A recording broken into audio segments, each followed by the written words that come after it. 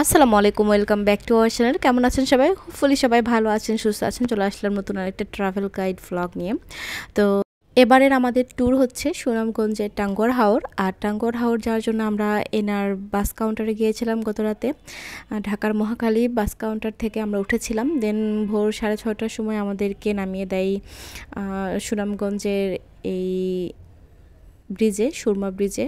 এখান থেকে আমরা অটো করে যাই হচ্ছে আমাদের কাঙ্ক্ষিত ঘাটে, আনোয়ারপুর ঘাটে। তো হাউসবোট থেকে আমাদেরকে লেগুনা দেওয়ার কথা, ওনারা একটু লেটে এসেছিল, তাই আমরা আগে আগে সিএনজি নিয়েছিলাম। আপনারা কথা বলে নেবেন হাউসবোটের ওনারদের সাথে, ওনারা লেগুনার ব্যবস্থা করে দেয়। আর আমাদের এখান থেকে আনোয়ারপুর ঘাটে যেতে সময় লাগবে 1 ঘন্টার মতো। তো এই সময়টা আসলে খুবই সুন্দর গিয়েছিল, কারণ রাস্তার দুপাশে এত বিল, মানে শুধু লাল শাপলার সাদা শাপলা দেখতে দেখতে চলে আসছি। আর আনোয়ারপুর ঘাটে চলে এসে দেখি এখানে অনেক অনেক হাউসবোট, অনেক ছোট বড় মাঝারি সাইজের হাউসবোট। এগুলো দেখে আসলে মন ভালো হয়ে যাচ্ছিল। প্রত্যেকটা হাউসবোটই কিন্তু অন্যরকম সুন্দর, এক একটা এক এক রকম সুন্দর। আপনারা যারা আপনাদের পছন্দ মতো হাউসবোট বুকিং করবেন, কোনো প্রবলেম নাই। এখানে সবগুলো একসাথেই থাকে, মোটামুটি এক জায়গাতেই সবাই স্টে করে। আর এখানে বেশ কয়েকটা ঘাট আছে, আর প্রত্যেকটা ঘাট থেকেই কিন্তু হাউসবোটগুলো ছেড়ে যায়। তো আমরা ওয়েট করি, আমাদেরকে নিতে আসে। দেন এখানে হচ্ছে আমরা আমাদের হাউসবোটের কাছে যাচ্ছি, হেঁটে হেঁটে একটু পিছনের দিকে ছিল এই জন্য। আর আমার বেবি মাশাআল্লাহ খুবই হ্যাপি। আর বাসের মধ্যে আমি ওর হাতে মেহেদি দিয়ে দিয়েছিলাম, ওয়েলকাম টু টাঙ্গুয়ার হাওর আফরাজ। এই জন্য সে খুবই খুশি আর এক্সাইটেড, আর হাউসবোটে থাকার জন্য সে অনেক খুশি। আর এখন আমরা যাচ্ছি আমাদের হাউসবোটে। আমাদের হাউসবোটের নাম হচ্ছে পদ্মাবতী। তো আগে আমরা একটা চুজ করেছিলাম টাইটানিক, তো ওদের আসলে ট্যুরটা হয়নি, এজন্য ওরা আমাদেরকে পদ্মাবতীতে পার করে দিয়েছিল। বাট হাউসবোটটা সুন্দর ছিল, এজন্য আমার মন খারাপ হয়নি বেশি। তবে আমরা যেটাতে বুকিং করেছিলাম ওদের ডাবল মেনু ছিল, আর এদের হচ্ছে সিঙ্গেল মেনু, এজন্য। তো তারপরেও সব কিছু মিলায়ে ভালো লেগেছে। আর সবগুলো রুম এখানে একই রকম ছিল, প্রত্যেকটা রুমের সাথে অ্যাটাচড বাথরুম আর বেলকনি ছিল, এজন্য ভালো। আর বেলকনি থাকার জন্য রুমগুলো তুলনামূলকভাবে একটু ছোট, বাট ঠিকঠাক আছে, কোনো ব্যাপার না। রুমে কিন্তু খুবই কম সময় থাকা হয়, বাইরে বাইরে থাকা হয় এই জন্য। আর যেহেতু এগুলো হচ্ছে উডেন, মানে সব কিছু একটি লুক দিয়েছে, তো দেখতে খুবই ভালো লাগছিল। আর এই যে এটা হচ্ছে বেলকনি, রুমটা ছিল এই যে ছোট্ট একটা বেড দিয়ে, সামনে অল্প একটুখানি স্পেস। আর এই হচ্ছে ওয়াশরুম, তো ওয়াশরুমটাও ক্লিন ছিল। তো সব কিছু মিলাই ঠিকঠাকই ছিল। আর এরপরে আমরা আসি, আর আমাদের এই আনোয়ারপুর ঘাট থেকে ওয়াচ টাওয়ার যেতে সময় লাগবে বেশ 1.5-2 ঘন্টার মতো। আর এরপর আমাদেরকে ওয়েলকাম ড্রিঙ্ক দেয়। আর এই যে পদ্মাবতী লেখা, এখানে বেলকনিতে বসে বসে ওয়েলকাম ড্রিঙ্ক খাচ্ছিলাম। আর আমার ব্যাগের জামা কাপড় একটু ভিজে গিয়েছিল, কেন জানি না, বাসে আসতে কিছু কাপড় একটু ভেজা লাগছিল, তো আমি এগুলো একটু রোদে দিয়েছি, রোদ উঠেছিল, ওই জন্য ভালোই হয়েছিল। দেন আমি একটু বোটটা ঘুরিয়ে দেখাই। এখানে বেশ কিছু রুম ছিল, 6টা নাকি 8টা রুম হবে, 6টায় মেবি। তো যাই হোক, এখানে হচ্ছে লবি এরিয়াটা, আর এখানে সবাই মিলে খাওয়া দাওয়া করা হবে। আর এই যে সামনের অংশটা, এখানে দোলনা, এরপরে সিটিং স্পেস। তো দোলনাটা খুবই অ্যাস্থেটিক একটা লুক দেয়। দোলনাটা যদিও ফুল দিয়ে ডেকোরেট করা না, বাট ফুল ছাড়াই এই দোলনাটা এত অ্যাস্থেটিক লুক দেয়, আমার খুবই পছন্দ হয়েছে। আর আফরা জবি এখানে এনজয় করছে, পাশে আরও হাউসবোট রাখা। তো এখান থেকে ওনারা আসলে সব কিছু ঠিকঠাক করে। আর আমাদের বোটে আরও যারা গেস্ট আসবে ওরা এখনও আসেনি, আর যাদেরকে লবি করে নিয়ে আসবে ওনারাও লেট। তো তাছাড়াও আরও একটা গেস্ট আসলে অনেক লেট করে এসেছে, এই জন্য আমাদের বোটটা একটু মানে ছাড়তে দেরি হয়েছে। আমরা টোটাল 4টা হচ্ছে কাপল ছিলাম, সাথে আমাদের তো বেবি আছে। আর এরপরে ওনারা আসার পরে আমাদেরকে হচ্ছে সকালের নাস্তা দিয়ে দেয়। আর সকালের নাস্তায় ছিল খিচুড়ি, ডিম ভুনা, এরপরে বেগুন ভাজা, আর একটা আচার ছিল, যেটা কিন্তু খুব মজার ছিল, আর সালাদ ছিল। তো খাবার মজাই ছিল। খাবার দেখে মনে হচ্ছে খুব কম, তো আমি আর আফরাজ আমার নিজেরটাই শেষ করতে পারিনি, বেশি বেশি হয়ে গিয়েছিল। এমনিতে সকালে আসলে খাই কম, এই জন্য হতে পারে। ঠিকঠাকই আছে। আরও যে দিয়েছে খিচুড়ি, চাইলে নেওয়া যাবে, তো দিয়ে গেছে। তো সবাই মিলে আমরা এখন খাবার এনজয় করছি, আর আফরাজ এখানে খুবই খুশি। এরপরে আসলে ঘুমিয়ে পড়বে, কারণ অনেক লং একটা জার্নি করে আসলো আর সারাদিন আমরা দৌড়ের উপর থাকতে হবে। তো ভাবলাম যে বেবি একটু ঘুমিয়ে পড়ুক, একটু রেস্ট নিলে ওর ভালো হবে। আমি বলছি ঘুমাও, সে ঘুমাবে না, ওকে জোর করে একরকম ঘুমিয়ে দিব। আর এরপরে আমরা ছাদে চলে আসি, আপনাদের সাথে ছাদের ট্যুরটা শেয়ার করি। আর এই যে ছাদটাও খুব সুন্দর করে ডেকোরেট করা, এখানে রাতের বেলা এসে আমরা একসাথে ডিনার করব। আর ভোরবেলা সকালবেলা থাকা যায়, আর একদম দুপুরবেলা ছাদে একদমই টেকা যায় না, কারণ অনেক রোদ হয় আর সব কিছু অনেক গরম থাকে আর কি। এই তো হচ্ছে অবস্থা। আর এই তো ছাদটা বেশ সুন্দর বড়সড় আছে।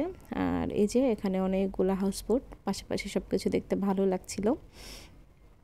অনেকদিন ধরে আসলে ইচ্ছা ছিল আসবো আসবো, সব কিছু দেখছিলাম, কত কত হাউসবোটের পেজ যে দেখেছিলাম ফেসবুকে। আসলে সবগুলো দেখতে একই রকম আর সবার একই টাইপই হয় সার্ভিস, তো একটা অনেক বেশি হাইফাই হয়, এরকম খুব বেশি একটা ডিফারেন্স নাই আর কি। তো এরপরে বাকি গেস্ট আসার পরে আমাদের হাউসবোটটা ছেড়ে দিয়েছে, আর আফরাজে পাপা এখানে ঘুমিয়ে পড়েছে, ওরা রেস্ট নেবে 1.5-2 ঘন্টা। আর আমি এই সময়টা হচ্ছে একদম ফুল মেকআপ করব, শাড়ি পরবো, কারণ আমার কাছে মনে হচ্ছে এই সময়টা অনেক বেশি, আর এই সময় আমি সুন্দর মতো শাড়ি পরে সাজুগুজু করতে পারবো। আমি অন্যান্য ব্লগেও দেখেছিলাম কিছু, যে এই সময়টা অনেকে শাড়ি পরে। ওয়াচ টাওয়ারে যাবো, এখানে নৌকা নিয়ে শাড়ি পরে ঘুরবো, এই জন্য আর কি। অনেকে আবার শিমুল বাগানে পরে, বাট আমার কাছে এটার থেকে বেশি ভালো লেগেছে পরার জন্য, এই জন্য আমি এরকম করে সিলেক্ট করেছিলাম। আর এই যে মানি প্ল্যান্ট দুইটা দেখতে খুবই ভালো লাগছিল, আর আমাদের বেলকনি থেকে এই যে ভিউ ছিল এরকম। তো আস্তে আস্তে হাউসবোটটা চলে যাচ্ছে আনোয়ারপুর ঘাট থেকে, আর আমি এদিকে রেডি হয়ে নিচ্ছিলাম। রেডি হওয়ার পরে আমি আফরাজে পাপাকে ডেকে তুলে সুন্দর করে ছবি তুলেছি, সব জায়গায় সুন্দর করে শাড়ি পরে ছবি তুললাম। এরপরে হচ্ছে আমরা যখন বাস টাওয়ার যাবো, এখানে ছোট নৌকা ভাড়া করব। আর এরপরে হচ্ছে ওয়াচ টাওয়ারের দিকে যেতে যেতে অনেক জনপদ দেখা যায়, লোকালয়ে আর কি, ছোট ছোট। আর অনেক জায়গায় আবার একটু শাপলা ফুলও দেখলাম, বিল টাইপ হবে আর কি। তো এখনও শাপলা ফুল দেখে ভালোই লাগছিল আমার কাছে। আর এই যে এখানে পেয়ারা মাখা দিয়েছে, যেটা খেতে অনেক মজা ছিল। আর এই যে এই ভিড়ের সাথে পেয়ারা মাখা, আমরা সামনে চলে আসছি, এখানে অনেক বাতাস হচ্ছিল, যতক্ষণ মানে বোটটা চলতে থাকে ততক্ষণ অনেক বাতাস থাকে, একদমই গরম লাগে না, সামনে তো অনেক মজা লাগে। এরপরে চা বানিয়ে নিয়ে এসছে আমার জামাই, দুজনে এখন চা খাচ্ছি। এই বিয়ের সাথে একটা চা এর জন্য করলে হয় না, যদিও আমি চা লাভার না, তারপরেও মাঝে মাঝে মানে পরিবেশ অনুযায়ী মজাই লাগে চা। এরপরে এই যে বসে বসে ওয়েট করছি কখন আমরা ওয়াচ টাওয়ার দেখতে যাব, এই জন্য। আর সবাই রেডি হচ্ছে, মোটামুটি সবাইকে বলে দিয়েছে যে আসলে গোসলের জন্য টাইম দিবে। আর চলে আসছে, আর এই জায়গাতে এসে আমার একদম রাতারগুলোর কথা মনে হয়েছে, সিলেটের যে রাতারগুলো ওরকম টাইপ, গাছ একদম পানিতে, আর দেখতে সুন্দর লাগে এই জায়গাটা, আসলে অনেক সুন্দর। এরপরে আমি আফরাজ বেবিকে উঠিয়েছি, ওকে রেডি করে দিয়েছি পাঞ্জাবি পরে, একদম মাশাআল্লাহ অনেক সুন্দর লাগছিল। আর এরপরে আফরাজ বেবি চা খাবে, আর যেখানে আমাদের নৌকাটা দাঁড় করাবে মানে ওয়েট করবে, সেখানে অনেক নৌকা এসে একদম ভিড় জমিয়েছে, ছোট ছোট নৌকা আসে, আমার নৌকা আসে, আমার নৌকা আসে সবাই বলে আর কি। তো ওরা 1 ঘন্টার মতো ঘোরাই, তো আমাদের ওই সময়টার মধ্যে হয়ে যাবে। তো আমি একটু শাড়ি পরে ঘুরবো, দেন চেঞ্জ করে আবার গোসল করবো। আর আফটার যাবে এখানে চা খাচ্ছে, আর লাল চা খুব পছন্দ, এর জন্য দুধ চা একদমই খাই না। তাই তো আমরা জাস্ট নামার আগে চা খেলাম, এর জন্য নেমে আর চা কেনা হয়নি, তাছাড়া চা নেওয়া হতো একটা ছবি তোলার জন্য। তো এখানে তো আমাদের ছবি হয়ে গেল। আর এরপরে হচ্ছে বোট থেকে লাইফ জ্যাকেট বের করছিল, সবাইকে দিবে আর কি। তো এটা পরে ছবি তুলতে বেশ ভালো লাগে, এর জন্য নেওয়া। তাছাড়া তো ডুবাডুবির কোনো ভয় নাই, এমনিতে সাঁতার পারি, আর পানি আসলে খুবই কম, মানে ওরকম ডুবে যাওয়ার মতো পানি নাই। তো এই তো আমরা নৌকাতে চললাম, আর নৌকাটা আমরা 100 টাকা দিয়ে ভাড়া করেছিলাম। তো আপনারা কম টাকা দিয়ে ভাড়া করতে পারবেন, এরকম 100 টাকা 150 টাকা নেই, বলে একটু বেশি দামাদামি করে উঠবেন, চাইলে বেশি টাকাও দিতে পারেন, যেমন আমার জামাই দিয়েছে। যাই হোক, ও গান শোনাচ্ছিল, আমাদের ছবিও তুলে দিয়েছিল, এই জন্য খুশি হয়ে। এরপরে হচ্ছে পাশাপাশি অনেকগুলো নৌকা দেখবেন এরকম খাবার, চা, চিপস এগুলো নিয়ে আসে, আপনারা যারা কিনতে পারেন। তো আমরা কিনি নাই, কারণ একটু আগে চা খেলাম, আর আপনার যদি ওরকম করে কোনো কিছু নেওয়ার জন্য বায়নাও করে নিই, এই জন্য। আর এরপরে হচ্ছে আমরা একটু ঘুরতে গেলাম, ওয়াচ টাওয়ার দেখলাম, এরপরে আমরা ছবি টবি তুলে আবার আসলাম চেঞ্জ করার জন্য। দেন চেঞ্জ করেছি, ওই যে আফরাজবি খুব খুশি, লাইফ জ্যাকেট পরে, ওর মানে অনেক ইচ্ছা ছিল এই জন্য। আর এরপরে আবার আমরা পানিতে নামবো। তো পানিতে নামার জন্য প্রথমে আফরাজ ভয় পাচ্ছিল, পরে আবার খুবই ইউজড হয়ে যায়। সে প্রথমে পানিতে নামতে ভয় পায়, তারপরে আবার সে উঠতে চায় না, পানি নিয়ে মানে খুব ব্যস্ত থাকে। আর আফরাজ প্রত্যেকটা জায়গায় এত এনজয় করেছে কি বলবো, মাশাল্লাহ মাশাল্লাহ। তো অনেক এনজয় করেছে, এটাই আলহামদুলিল্লাহ। আর এই যে নেমেছে প্রথমে, আমি কিন্তু ওর কাছে আছি, একটু ছবি ভিডিও করার জন্য আমি দূরে গিয়েছি। তো আবার সে খেলছিল, প্রথমে তো অনেক ভয় পাচ্ছিল, পরে অ্যাডজাস্ট হয়ে গেছে। আর আপনার যে বাবা বলছে আমি এই পানিতে নামবই না ও একটুখানি নেমেছিল ছবি তোলার জন্য, তারপর আবার নৌকাতে উঠে বসে আছে। এরপর আমরা নৌকা নিয়ে ঘুরেছি। আর এই তো অনেক মজা করেছে আর কি, অনেক ভালো লেগেছে। যদি এই পানিতে ওরকম করে গোসল করি নাই, আমরা একটু ছবি ভিডিও করে তারপরে নৌকা নিয়ে বেশি ঘুরেছি, নৌকাতে বেশি থেকেছি। তারপরে আবার আমাদের হাউস বোটেও মানে ফেরত চলে গিয়েছি। ওইখানে যেয়ে আফরাজের পাপা আফরাজকে গোসল করিয়ে দিবে, দেন আমি যাব। তারপরে এই যে আমাদের লাঞ্চ হবে, আর আফরাজ এখানে দোলনাতে উঠে দোল খাচ্ছে আর দুষ্টুমি করছে। যেহেতু গোসল করতে করতে অনেকটা সময় চলে গিয়েছে, আর যারা ছিল তারাও অনেক এনজয় করছে, ওনারা অনেক জায়গায় ঘুরতে গিয়েছে, মানে নৌকা নিয়ে চলে গিয়েছে, ওনারা 4 জন একটা নৌকা নিয়ে গেছে। আর এই তো আফরাজ এখানে খুব মজা পাচ্ছিল। আর এরপরে চেঞ্জ করে এসে আমরা দেখি দুপুরের খাবার। আর আজকের খাবার অনেক কিছু ছিল, মজাদার একটা ডাল ছিল, সবজি ছিল যেটা অনেক ইয়ামি ছিল, সালাদ ছিল, চিকেন রোস্ট ছিল, আলু ভর্তা ছিল, ভাত ছিল, এরপরে হচ্ছে হাওরের বোয়াল মাছ ছিল। বোয়াল মাছ আমি যদিও খাই না, এই জন্য নেইনি। আর এই তো খাবারগুলো অনেক ইয়ামি ছিল। আর প্রথমে আমি আফরাজকে খাইয়ে দিই, কারণ আফরাজকে খাওয়ালে আমার শান্তি। ও খাওয়ার পরে তারপর আমি খাবো।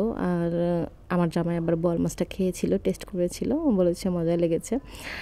আমি একটু ওর কথা শুনে ট্রাই করলাম, তো আমি খেতে পারলাম না, একটুখানি মুখে দিয়ে তারপর রেখে দিলাম। আমার আসলে হাতে গোনা 2-4টা মাছ ছাড়া আমি খেতে পারি না, যেগুলো খাইবার সেগুলো বেশি খাই।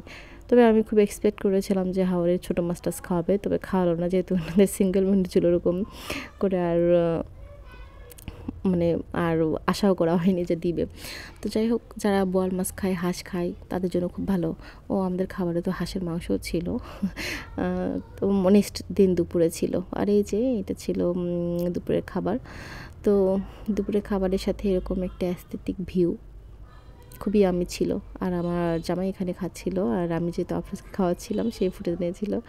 আর ওর প্লেটে আমার বোয়াল মাছটা দেখে মনে হলো যে হ্যাঁ, সে খেয়েছিল। তো এই তো খাবারগুলো আসলে অনেক ভালো ছিল। এদিকে রান্না অনেক অনেক মানে মজার। আর প্রত্যেকটা বোটের রান্নাই শুনি যে অনেক মজার, মানে সবাই অনেক ভালো রান্না করে, এটা বলতে হবে আর কি। দেন আমরা খাওয়া দাওয়া শেষে এখন যাচ্ছি লাখমাছড়া ঘুরতে। আর আমাদের বোটের ওনাদের পরিচিত ছিল একটা অটো চালাই মামা, উনি তো ওনার সাথে কথা বলে 300 টাকায় ফিক্সড করে আমরা 2জন কাপল মিলে যাচ্ছি। তো হাফ হাফ করে পে করেছিলাম। তো উনি আবার বলেছিল 30 মিনিটের মধ্যে চলে আসবেন। আমরা তো বুঝি নাই লাখমাছড়া কেমন, 30 মিনিট দিয়েছে, ঠিক আছে। ওখানে যেয়ে এত ভালো লেগেছে, মনে হচ্ছিল 30 মিনিট কেন 1 ঘন্টা থাকতাম, আগে জানলে ওনাকে বলতাম, আসলে ওটা ভুল হয়ে গিয়েছে। তো খুবই মজা পেয়েছি ওইখানে, যে আপনাদের দেখাবো। আর এখানে আমাদের বোটটা ওয়েট করেছে, আজকে রাতটা কিন্তু এখানে স্টে করবে। আর কাছেই হচ্ছে নীলাদ্রি লেক। তো আমরা লাখমাছড়া থেকে এসে নীলাদ্রি লেকে যাব। তো উনি আমাদের অফার করেছিল যে নীলাদ্রি লেকে নামাই দিয়ে আসবো কিনা। তো আমরা বলেছি যে না, এখানেই নিয়ে আসতে, কারণ ড্রেস চেঞ্জ করে দেন নীলাদ্রি লেকে যাব, ওখানে একটু ভিজবো, এই জন্য চেঞ্জ করে তারপর যাব। তো এখানে আফরাজ খুবই খুশি। আর সে আমাকে ধরতে দিবে না, আমার হাত ছেড়ে দিচ্ছিল বারবার, কিন্তু রাস্তাটা একটু খারাপ ছিল, পড়ে যাওয়ার একটু রিস্ক আছে। তো বাইকেও কিন্তু যেতে পারেন। তো আমরা অটো নিয়েছি, কারণ ফ্যামিলি হলে অটোতে যাওয়া ভালো বাইকের চেয়ে।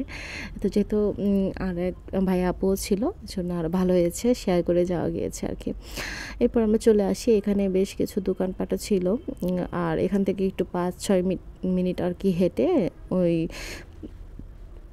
ঝর্ণার মতো ওখানে যেতে পারবো। আর ঝর্ণাটা হচ্ছে ইন্ডিয়াতে, বাট ঝর্ণার যে ঝিরি আসে আমাদের সিলেটের রাতারগুল বলছি, সরি, সাদা পাথর আছে ওরকম টাইপ। আর খুবই সুন্দর, আর পানি এত ঠান্ডা, পা ডুবিয়ে রাখলে সব ক্লান্তি দূর হয়ে যায়, অনেক ভালো লাগবে এখানে 1-2 ঘন্টা থাকলে, আসলে বেশি মজা। তো আমরা চলে আসছি এখানে। আফরাজ বেবি মানে এখানে অনেক এনজয় করেছে, সে আগে ভেজা শুরু করে দিয়েছে, জুতা নিয়ে খেলছিল, জুতা ভেসে দিচ্ছিল, ধরছিল, সে তো নিজে মানে ড্রেস ভেজায় সেই অবস্থা, অনেক এনজয় করেছে। আর আমরা তো প্রথমের দিকে হচ্ছে ছবি তোলা নিয়ে ব্যস্ত ছিলাম, পরে আবার আমরা বসে বসে এনজয় করেছি। পানি অনেক ঠান্ডা ছিল, খুবই মজার ছিল, মানে একটা স্বস্তির সময় ছিল ওরকম টাইপ। তো এই যে আফরাজ এখন এনজয় করছে, ঘুরছে, যাচ্ছে। তো সামনে কিন্তু আমরা আরও হেঁটে যাব। এখানে যাওয়ার সময় একটা জায়গাতে পানি এরকম তো এই পানিটা অনেক ঠান্ডা, মনে হয় ওইটাতে একটা কিছু হবে। দেন আমরা হেঁটে হেঁটে যাচ্ছিলাম। আর এইখানে হচ্ছে পাথর ছিল অনেক, তো এখান থেকে আফরা যাবার একটু পাথরও নিয়েছে। আফরাজের পাথর করা মানে কালেক্ট করা যেমন শখ, আমারও তেমন। এর আগে যত জায়গায় গেছি প্রত্যেকটা জায়গা থেকে একটা পাথর হলেও নিয়ে আসছি ছোট্ট, তো আফরাজ আবার নিয়েছে। তো যাই হোক, এরপরে ওই যে ওখানে লেখা আছে বাংলাদেশের শেষ সীমানা, ওইটা হচ্ছে যেহেতু ইন্ডিয়া, ওই পাশে বেশি যাওয়া নিষেধ। তো আমরা আবার গিয়েছিলাম, দেখি আরেকটা পোল গিয়েছিল দেখে। তো এখানে আমরা যখন আসি তখন অনেক ফাঁকা ছিল, আর আমরা যখন ফেরত যাব তখন অনেক ভিড় হয়ে যাবে। এই যে আমরা কিন্তু তখন ছবি তুললাম, ভিডিও করলাম, একটু বসে বসে রিল্যাক্স করলাম, তারপরে দেখি অনেক ভিড় হয়ে যাচ্ছে। অনেকে তো দেখে যে সুন্দর করে বসে গোসলও করছে। তো আমরা এরপরে এখান থেকে চলে যাব। এখানে অনেকক্ষণ হয়েছে এসেছি, আমাদের যেহেতু টাইম বেঁধে দিয়েছে তো চলে যেতে হবে। কিন্তু এই লাখমাছড়ার জায়গাটা আমার এত ভালো লেগেছে, খুবই আরাম লেগেছে এখানে, মানে এসে সুন্দর মতো গোসল করলে বেশি আরাম লাগবে। তো এখানে এসে আমরা এই যে লেমন জুস নেই, এখানকার এটা খুবই মজার ছিল, একদম ঠান্ডা ঠান্ডা, এটা নাকি কূপের পানি, খুবই মজার ছিল। আপনারা আসলে অবশ্যই এটা খাবেন, মিস করবেন না। 10 টাকা গ্লাস মাত্র, কিন্তু খুবই মজার, একদম রিফ্রেশিং। এরপরে আমরা বোটে এসে চেঞ্জ করে যাই হচ্ছে নীলাদ্রি লেকে। আর নীলাদ্রি লেকে আপনারা চাইলে বাইকে যেতে পারবেন, আবার হেঁটেও যেতে পারবেন। হেঁটে গেলে 10 থেকে 15 মিনিট লাগবে, কাছেই, তো একটু সময় লাগবে এই আর কি। তো আমরা ভাবলাম এই জায়গাটা আমরা একটু হেঁটে এক্সপ্লোর করি। এক একটা জায়গা এক এক রকম করে এক্সপ্লোর করেছি, ভালো লেগেছে। আর এই যে যাওয়ার সময় সামনে অনেকগুলো দোকানপাট এরকম, তো এখানে হচ্ছে ইন্ডিয়ান সব প্রোডাক্ট, চকলেট টকলেট পাওয়া যায়। তো আসার সময় আমরা সন্ধ্যাবেলা ওগুলোতে ঘুরে একটু টুকটাক জিনিস কিনবো আফরাজের জন্য, আফরাজ যেগুলো খাবে আর কি। আর এরপরে আমরা এখন যাচ্ছি যে হেঁটে, যে সামনের অংশটা ওইটা বাম পাশে, ওইটা হচ্ছে নীলাদ্রি লেক, আর সামনে যে জায়গাটা পাহাড়। আর এই তো লেকের কাছাকাছি এসে আফরাজ বলছে মাম্মা একটু রেস্ট করবো, বসবো, তো ওকে একটা জায়গায় বসিয়ে দিয়েছিলাম। দেন আমরা হেঁটে হেঁটে ওই যে উঁচু জায়গাটায় যাব। আর ওই জায়গাটা এত সুন্দর, এটাকে ওরা বলছে হচ্ছে বাংলাদেশের মিনি সুইজারল্যান্ড, বাংলাদেশের সুইজারল্যান্ড। তো এটা একদম সবুজ কার্পেটে বিছানো এরকম একটা লাগছিল, এত সুন্দর একটা লোক। ওই সামনের অংশটা আসলে খুবই সুন্দর। আর এই তো লেকে আবার আপনারা হচ্ছে কায়াকিং করতে পারবেন, টাইম থাকলে একটু বোটে করে ঘুরবেন। তো বোটের উপরে আছে, আবার বোটে করে ঘোরার মতো ইচ্ছা হয়নি, তো আমরা একটু নিজেদের মধ্যে টাইম স্পেন্ড করবো। তো এখানে আপনাদের যে রেস্ট নিচ্ছিল, দেন আমরা আবার এই উঁচু জায়গাটায় উঠে আসি। আর এখানে এত সুন্দর ভিউ, লেক ভিউ যেরকম সুন্দর সেরকম এই যে একদম সবুজ কার্পেট লাগছে, বিছিয়ে দিয়েছে, খুবই সুন্দর ছিল। এখানে ছবি ভালো আসছিল, ভিডিও করছিলাম, তো অনেক সুন্দর একটা সময় গিয়েছে। একদম বিকাল থেকে সন্ধ্যা পর্যন্ত আমরা এখানে টাইম স্পেন্ড করেছি। আফরাজের পাপা পরে ওইখানে যে নিজের মতো সময় কাটাচ্ছে, সে খুব এনজয় করছে। আফরাজ এখানে এনজয় করছে, সে আবার কী করছে, নিচে যেতে যাচ্ছিলো। আফরাজ উপর থেকে নিচে যাবো ওদিকে, একা একা চলে যাচ্ছিলো। আমি বলছিলাম ওদিকে যাওয়া যাবে না, সে কথাই শোনে না। তারপরে অনেক এনজয় করা হলো। এখান থেকে আবার আমরা ঘুরে ফিরে নিচের দিকে চলে যাব, যে আবার একটু বসে থাকবো। আফরাজ আবার কি বলছে শুনে যাক। This is India, this is Bangladesh. কি করে? তো এখানে এসে আমরা বেশ কিছুক্ষণ বসেছিলাম, একটু রিল্যাক্স করলাম, ছবি তুললাম। তারপরে এখান থেকে আস্তে আস্তে হেঁটে আমরা ওই যে ওইখানে মার্কেটের মতো একটা জায়গা আছে, ওখানে যাব। আর এখান থেকে আরেকটা মার্কেটের মতো জায়গা আছে, একটু বড় মার্কেট টাইপ, সেখানেও যাওয়া যায়, আপনারা বাইকে করে যেতে পারবেন। তো আমরা ওইখানে আর গেলাম না, কারণ কিছু ওরকম করে শপিং করার মতো কিছু নাই, সেই জন্য যাইনি। তো ভাবলাম সামনে এই ছোটো ছোটো দোকানগুলো থেকেই একটু টুকটাক আপনাদের চকলেট কিনবো। আবার ঘোড়াও দেখতে পেলাম, মনে হয় শিমুল বাগান এখান থেকে কাছেই হবে। ঘোড়া দেখলাম, তো এই জন্য আর কি গেস করলাম, আসলে কাছে ছিল, বাট আমরা তো চিনি না। তো এখানে বেশ অনেকগুলো এরকম দোকান, তো সামনে দুটা দোকান থেকে একটু আপনাদের চকলেট কিনবো। আর এখানে বেশ ভালোই ভিড় ছিল, সবাই যারা আসে নীলাদ্রি লেকে এখান থেকে টুকটাক কিছু জিনিসপত্র কিনেই। এরপরে কিন্তু সন্ধ্যা হয়ে যাচ্ছিলো, একদম সন্ধ্যা হয়ে গিয়েছিলো। আমরা বোটে যেয়ে ফ্রেশ হয়ে হচ্ছে বোটের ছাদে যাই, আর ওইখানে বসে রাতের বেলা ডিনার করে দেন নিচে নামবো। আর এই যে আফরাজ এখানে চকলেট কিনছে, ও কিনবে সেগুলা। আর এরপরে কেনাকাটা হয়ে গেলে আমরা এখন হেঁটে হেঁটে যাচ্ছি, সামনে হচ্ছে আমাদের বোট, কিন্তু এর জন্য তো নীলাদ্রি লেকটা অন্য কিছু নিয়ে যেতে হয়নি, হেঁটেই গিয়েছিলাম, আবার হেঁটে এসেছিলাম, কাছে ছিল এই জন্য, তো বেশ ভালো লেগেছে। আর ভেবেছিলাম যে ভোরবেলা আবার আসবো, তো আফরাজের পাপা তো সেই ঘুম, আর ও উঠতে উঠতে না আমাদের হাউসবোটটা আবার সকালে ছেড়ে দিয়েছিল শিমুল বাগানের উদ্দেশ্যে, এই জন্য আর সকালবেলা আসা হয়নি। তো আপনারা চাইলে কিন্তু আসতে পারবেন, ওনাদেরকে বললে ওনারা একটু ওয়েট করবে, সকালে আবার নীলাদ্রি লেক দেখে তারপরে বোট ছেড়ে দেবে, এরকম আর কি। তো এই যে আমরা ছাদে চলে আসছি সন্ধ্যা হয়ে গিয়েছে বললামই তো। এরপরে আমাদেরকে নাস্তা দিয়েছিল, ডালপুরি ছিল, আর সস ছিল, অনেক মজার ছিল, আফরাজ অনেক এনজয় করে খেয়েছে। আর এরপরে হচ্ছে আশেপাশে যে বোটগুলো থাকে সবাই কিন্তু এরকম ছাদে আসে, সবাইকে দেখা যায় সবাই কী করছে, অনেকে গান করছে, সবই মানে শোনা যায়, এনজয় করা যায় একসাথে। তো আমরা এখানে বসে গল্প করছি, পাশের বোটের ছাদের মানুষজনকেও দেখছি। আবার আমার জামাইরা আরও যে ভাইরা ছিল ওনারা আবার একসাথে লুডো খেললো, এরপরে কার্ড খেলতে যাচ্ছিল। তো একজন এক একটা কার্ডের খেলা পারে, এজন্য আর কারো খেলা হলো না ওরকম করে। যাই হোক, এই যে রাতের বেলা এক সুন্দর মানে এনভায়রনমেন্ট তৈরি হয়ে গিয়েছিলো, এত লাইট চারপাশে। রাত্রে এই যে ডিনার ছিল, চাইনিজ আইটেম, ফ্রাইড চিকেন, এরপরে রাইস, এরপরে ভেজিটেবল, একটা চিকেন কারি ছিল, অনেক ইয়ামি ছিল রান্না। এরপরে পরের দিন ভোরবেলা সকাল হওয়ার পরে আবার বোটটা ছেড়ে দিয়েছে ওইখান থেকে, আমরা তো গত রাতে ওইখানে স্টে করেছিলাম। এরপরে এখন যাচ্ছে হচ্ছে শিমুল বাগানের উদ্দেশ্যে। ওখানে যেয়ে আমাদেরকে বলবে যে শিমুল বাগান থেকে ঘুরে আসতে, তারপরে জাদুঘাটা নদীতে নিয়ে যাবে। যাই হোক, আমরা আজকে কোথায় কোথায় যাই সেটা বলি। মাঝখানে হচ্ছে আমরা বাড়িকাঠিতে যাব।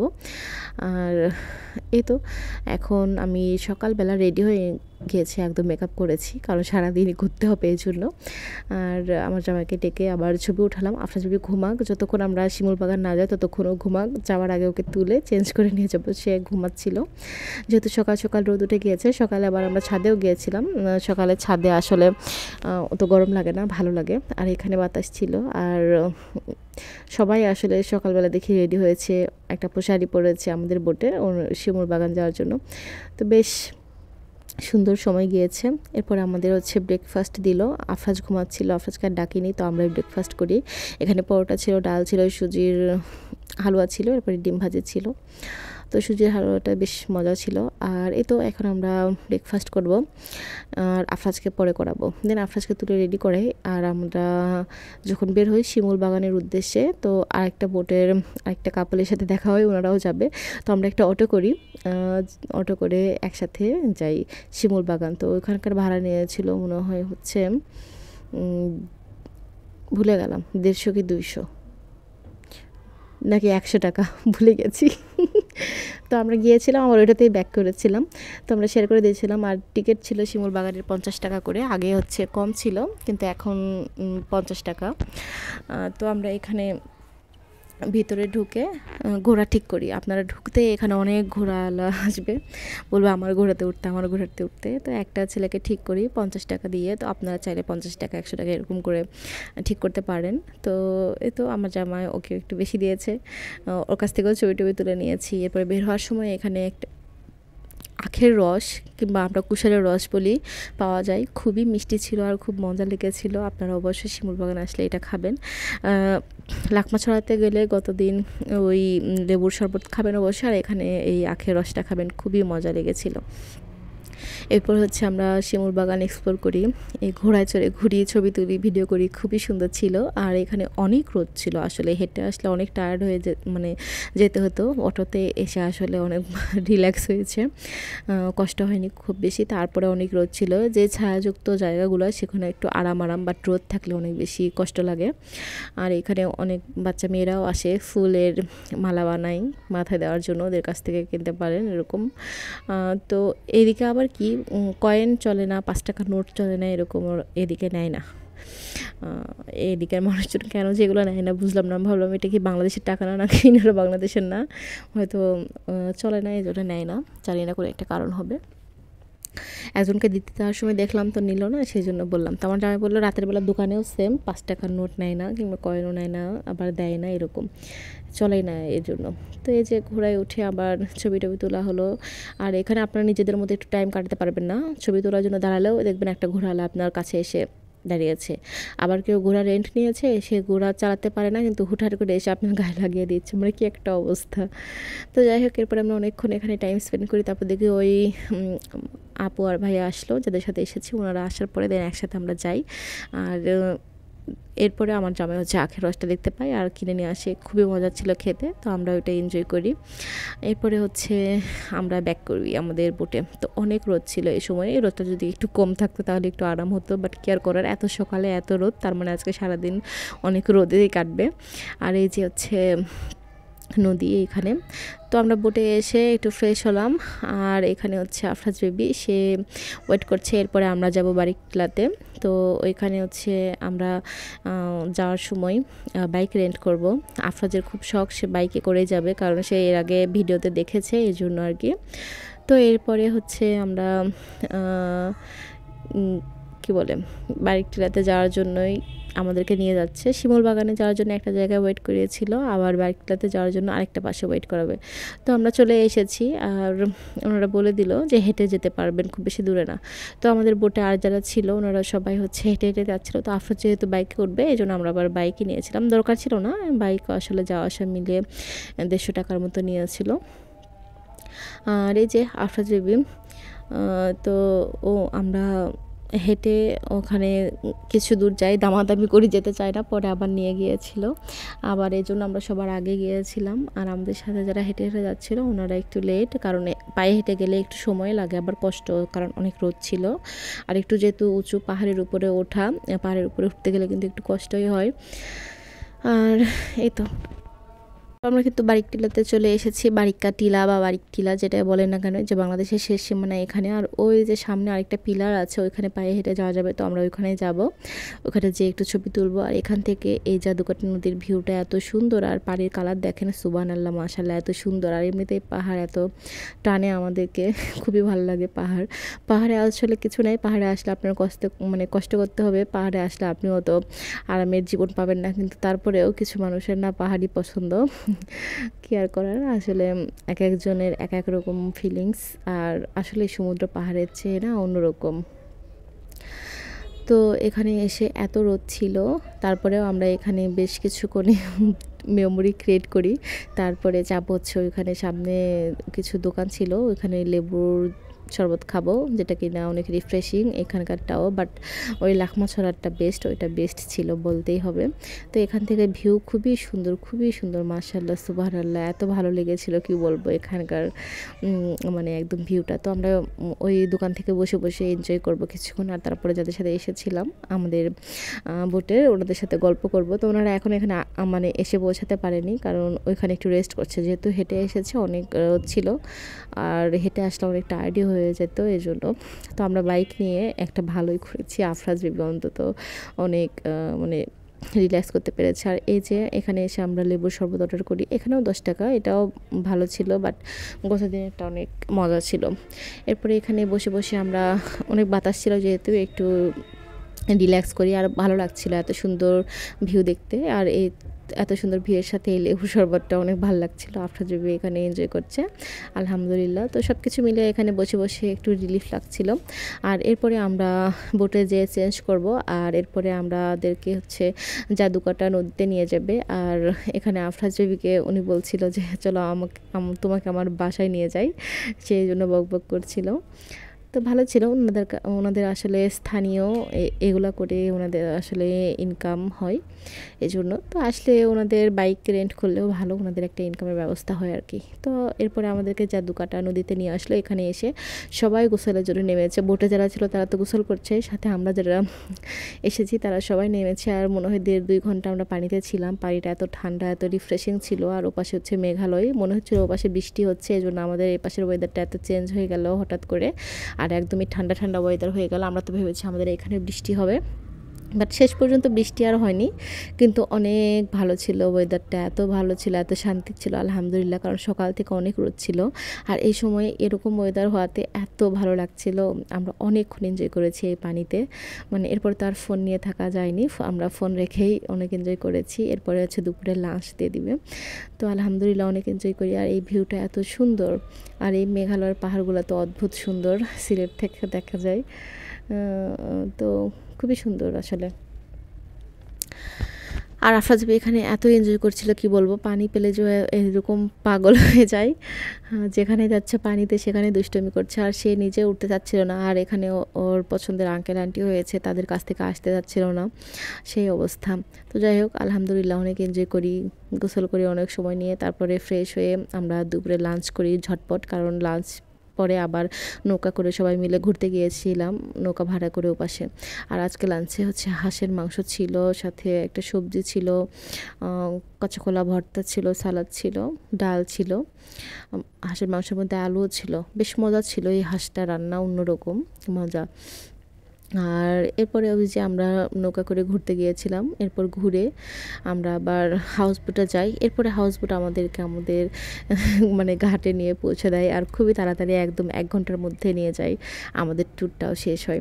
যেহেতু আমাদের সবারই বাস হচ্ছে রাতে ছিল, তাই জন্য আমরা হাউস বোটে রাত 8টা পর্যন্ত স্টে করেছিলাম। দেন আমাদেরকে হচ্ছে লেগুনা দিয়ে ওনারা বাস কাউন্টারে পৌঁছে দেয়। এটা ভালো ছিল, আমাদেরকে অন্য কোথাও দেরি করতে হয়নি। আমরা যেয়ে হচ্ছে সুনামগঞ্জের পানসি রেস্টুরেন্টে ডিনার করি, দেন হচ্ছে ঢাকার জন্য বাসে উঠে পড়ি। এই তো এভাবে আমাদের ট্যুরটা শেষ হয়ে যায়। সব কিছু মিলায়ে আমাদের ট্যুরটা খুবই ভালো ছিল। আমাদের বোটের নামটা তো এর আগে বলেইছি নিশ্চয়ই, পদ্মাবতী। তো সব কিছু মিলায়ে ভালো ছিল। আর ছোটোখাটো একটা সাজানো গোছানো সংসারের মতো হয়ে গিয়েছিল এই বোটটা। তো হোপফুলি আজকের ব্লগটা আপনাদের কাছে ভালো লেগেছে। যদি ভালো লেগে থাকে তাহলে প্লিজ আমার চ্যানেলটিকে সাবস্ক্রাইব করে দেবেন, পাশে থাকা বেল আইকনে ক্লিক করবেন, লাইক কমেন্ট ও শেয়ার করবেন। তো দেখা হবে নেক্সট কোনো ব্লগে। সে পর্যন্ত সবাই ভালো থাকবেন, সুস্থ থাকবেন। আর এই যে আনোয়ারপুর ঘাটে আসার পরে এই অবস্থা, অনেকগুলো বোট চলে এসেছে, যারা চলে যাবার গেস্ট তারা অনেকেই চলে গেল, আবার অনেকে আছে। কিন্তু আমরা এই যে রাতের বেলা যাব, আমরা মনে হয় লাস্ট একদম রাতের বেলা রাত 8টায় বের হয়েছিলাম এখান থেকে। এই যে যাওয়ার জন্য প্রস্তুতি নিয়েছে, আপনার রেডি, আমরা সবাই রেডি, সবার লাগেজ রেডি, সবাই এখন লেগুনাতে করে চলে যাব। এই তো সব কিছু মিলিয়ে আমাদের সুনামগঞ্জের টাঙ্গুয়ার হাওরের ট্যুর এখানেই শেষ হয়ে গেল। অনেক মিস করব। ইনশাল্লাহ একটা ট্যুর শেষ হলে আর একটা ট্যুরের আগমন ঘটবে। এই তো যেতে একটু মন খারাপ লাগছে, তারপরেও আবার দেখা হবে। আসসালামু আলাইকুম।